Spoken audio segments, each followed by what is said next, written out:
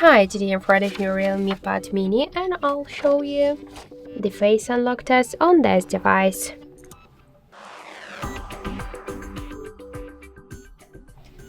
So I just set up my face recognition and now I'll make a couple of tries to unlock the device and we'll see how fast this feature is and does it works. So let's start.